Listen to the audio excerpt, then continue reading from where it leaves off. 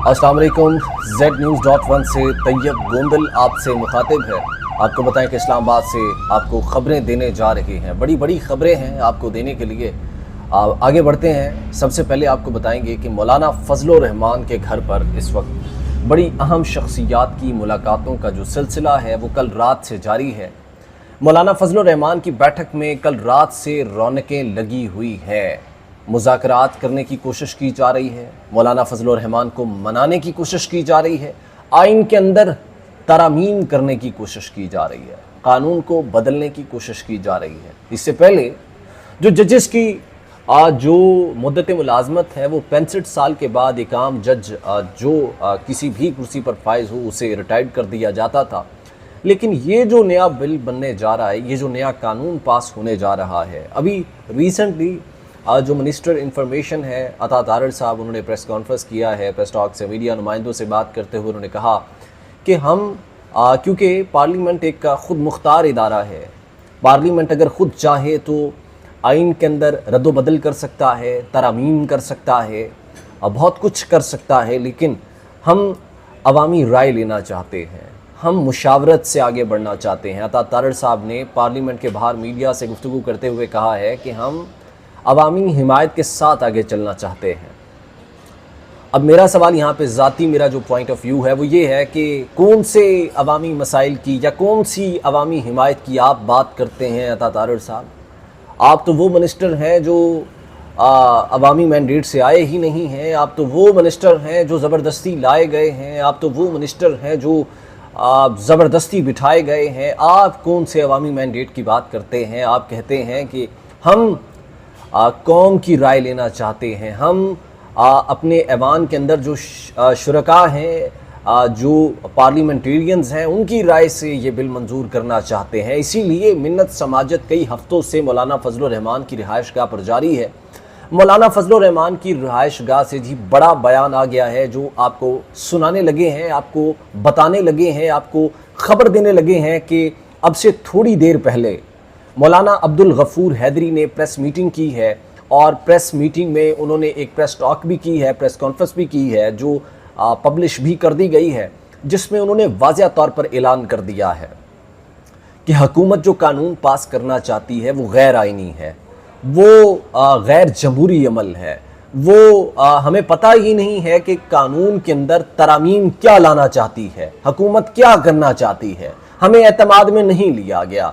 मौलाना अब्दुल गफूर हैदरी की ये स्टेटमेंट आपको पढ़कर सुना रहा हूँ, जिसमें उन्होंने कहा है कि हमें एतमाद में नहीं लिया गया, हमें जो हमारे जो तहफ़्फ़ुज़ात थे वो हमें नहीं दिए गए। हम जानना चाहते हैं कौन से ये जो तरामीम की जा रही है इसमें क्या शिक्कें ऐड की गई हैं, क्या नई डेवलपमेंट्स होने जा रही हैं। जब तक हम इस कानून को मुकम्मल तौर पर देख नहीं लेंगे, पढ़ नहीं लेंगे, हम हुकूमत का साथ नहीं देंगे। मौलाना अब्दुल गफूर हैदरी ने प्रेस टॉक करते हुए हुकूमत पाकिस्तान के इत्तेहादियों के उनके मुंह पर ज़ोरदार तमाचा मार दिया है, जिसके बाद जो है वो यकीन है कि आज का ये जो इजलास है, क्योंकि पहले बहुत सारे वक्त दिए गए, पहले ये इजलास जो है वो सुबह 9 बजे होना था, 9 बजे से वक्त बढ़ा के 3 बजे किया गया, 3 बजे से वक्त बढ़ा के 4 बजे किया गया, 4 बजे से वक्त बढ़ा के 7:30 बजे कर दिया गया।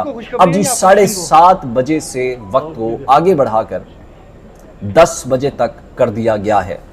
मुमकिन ज़राए और जो ज़राए हैं वो बताते हैं कि नवाज शरीफ अपने छोटे भाई शहबाज शरीफ के साथ मौलाना फजलुर रहमान की रिहाइशगाह पर जाना चाहते थे और उनसे मुज़ाकरात की खातिर, उनसे बातचीत की खातिर अभी तक जो मुलाकातें हुई हैं हुकूमती नुमाइंदों की जानिब से, शहबाज शरीफ साहब उन्हें जो है वो अपने वज़ीर आज़म हाउस में 1 दफ़ा बुला चुके, 2 दफ़ा बुला चुके हैं। इसके अलावा आसिफ अली जरदारी के बेटे बिलावल भुट्टो जरदारी कल रात बाकायदा तौर पर मौलाना फजलुर रहमान के घर पर पहुँचे थे और उनके पीछे पीछे जो इस वक्त के मौजूदा इंटीरियर मिनिस्टर हैं मोहसिन नकवी साहब, वो भी पीछे पीछे आए थे और उन्होंने मुलाकात की है। और इसके अलावा जो मुलाकात हुई है मौलाना फजलुर रहमान की, इन्हें इनवाइट किया गया था बाकायदा तौर पर।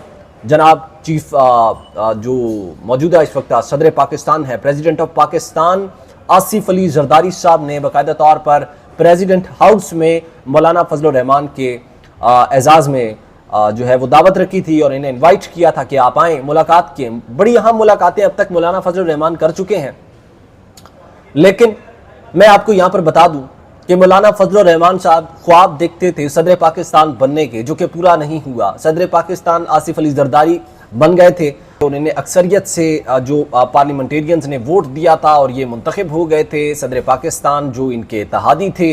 अब जी मौलाना फजलुर रहमान तो पहले ही जो है वो हुकूमत से मायूस कुन है और उन्होंने किसी भी किस्म की वजारत लेने से इनकार किया था और इन्होंने बस सही वक्त का इंतज़ार किया और मेरे ख्याल में अब सही वक्त आ चुका है। और एक वीडियो भी जो है वो मंजर आम पर आई है जिसमें पाकिस्तान तहरीक इंसाफ की क़ियादत JUI के सरबराह मौलाना फजलुर रहमान से मुलाकात के लिए जाती है। तो इशा की नमाज का वक्त था और इशा की नमाज के बाद मौलाना फजलुर रहमान की इमामत में पीछे जो PTI क़ियादत थी उन्होंने हाथ बांधे और बाकायदा तौर पर इशा की नमाज अदा की।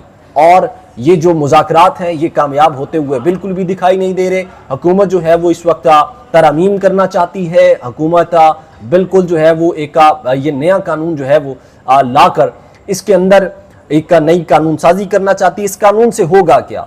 इस कानून से सिर्फ अभी मैं अता तारड़ साहब का जो थोड़ी देर पहले पार्लियामेंट हाउस के बाहर से मीडिया टॉक करते हुए अवाम से और मीडिया नुमाइंदगान से मुखातिब थे, उनका मैं एक स्टेटमेंट पढ़ रहा था जिसमें उन्होंने कहा है कि हम अवामी राय को अहमियत देना चाहते हैं। हम अवाम के अवाम की चीज़ों को जो है वो मलहूज़ खातिर रखते हुए हम ये तरामीम करना चाहते हैं। हम इस तरामीम के अंदर, हम इस कानून के अंदर कोई भी ऐसा इक़दाम नहीं उठाएंगे जिससे किसी एक आदमी का फ़ायदा हो, एक आदमी का भला हो।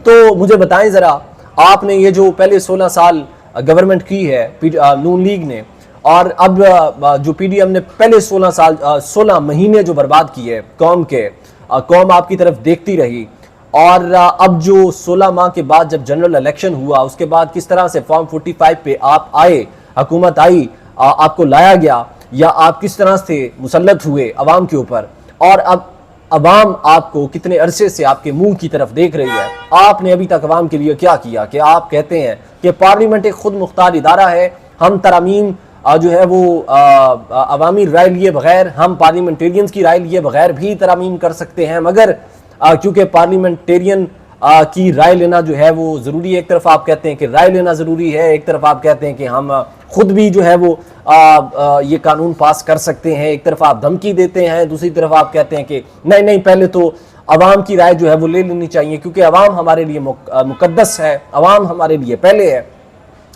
पार्लियामेंटेरियंस हमारे लिए मुकद्दस हैं, उनकी राय हमारे लिए अहम है। तो दूसरी जानिब आप ये बात भी करते हैं कि अगर जो है वो हमें वोट बैंक नहीं मिलता तो हम ज़ाती तौर पे भी, क्योंकि पार्लियामेंट एक खुद मुख्तार इदारा है और वो किसी की राय लिए बगैर भी ये कानून जो है वो पास कर सकता है। कानून तो आप पास कर लेंगे, लेकिन उसके बाद ये जो मामलात चलेंगे कोर्ट्स के अंदर, अगर पटिशन फाइल करती हैं अपोजिशन जमातें जाकर, डेली ये तमाशा खड़ा होगा। अब ये है कि अवामी मसाइल की तरफ हुकूमती नुमाइंदों की बिल्कुल भी जो है वो नज़र नहीं है, और ये इस वक्त सरासर ज़ाती मफादात, ज़ाती लड़ाइयाँ, ज़ाती झगड़े और एक शख्स को एक्सटेंशन देकर जो है वो पूरे कानून का निज़ाम जो है वो बदलना चाहते हैं। आर्टिकल 1973 का हवाला दिया अता तारड़ साहब ने कि ये जी आर्टिकल है और इस कानून के तहत जो है वो पार्लियामेंट एक खुद मुख्तार इदारा है और अपने आप भी बगैर किसी की हिमायत लिए, बगैर किसी का वोट लिए हम इस कानून को जो है वो पास कर सकते हैं। मगर हमने मुकद्दस रखा है पार्लियामेंटेरियंस की राय को। अगर आपने मुकद्दस रखा है तो आपने इस तरह की बात जो है वो नहीं करनी थी कि हमने मुकद्दस रखा है और हम राय लेना चाहते हैं अवाम की। तो ये जी सारे मामलात हैं। रात के इस वक्त 9 बज रहे हैं जब मैं ये वीडियो रिकॉर्ड कर रहा हूँ, और इस वक्त 7 बजे क्योंकि पार्लियामेंट का इजलास जो है वो बुलाया गया था, कैबिनेट की मीटिंग होनी थी जिसे मौखर कर दिया गया है, और 10 बजे जी अब ये तमाशा लगने जा रहा है और पार्लियामेंट के तमाम दफातर ये इजलास ख़त्म होने तक खुले रहेंगे। ऐसा नोटिफिकेशन में जो है वो वाज़ह तौर पर ऐलानात कर दिए गए हैं, नोटिफिकेशन निकाल दिया गया है। उसमें लिखा हुआ है कि तमाम दफातर जब तक कैबिनेट की मीटिंग ख़त्म नहीं हो जाती, पार्लियामेंट का इजलास ख़त्म नहीं हो जाता, तब तक पार्लियामेंट का इजलास जो है वो जब तक ख़त्म नहीं होगा तब तक जो दफातर है पार्लियामेंट हाउस के, वो तमाम तर दफातर कैबिनेट के खुले रहेंगे। और ये जी आज मैं आपको बताने जा रहा हूं कि ये जो तरामीम का जो मामला है वो बिला आखिर फाइनल होने जा रहा है और हुकूमत इस कानून के अंदर बिल्कुल बेधड़ल्ले के साथ इसमें रद्दोबदल करेगी। अगर इनको हिमायत का वोट हासिल नहीं भी होता तब भी इन्होंने एक्सटेंशन देनी है, क्योंकि ये अपने जो है वो ज़ाती मकासद इस्तेमाल करना चाहते हैं। इनको पाकिस्तान से जो है वो पाकिस्तान की ज़मीन तो अच्छी लगती है, पाकिस्तान तो अच्छा लगता है, लेकिन पाकिस्तान की गरीब अवाम इन्हें बिल्कुल भी अच्छी नहीं लगती। इसलिए ये उनका सफाया करने में कोई कसर बाकी नहीं छोड़ेंगे। अपना बहुत सारा ख्याल रखें। अपने मेज़बान तैयब गोंदल को इजाज़त दें। पाकिस्तान जिंदाबाद, पाक फौज पाइंदा।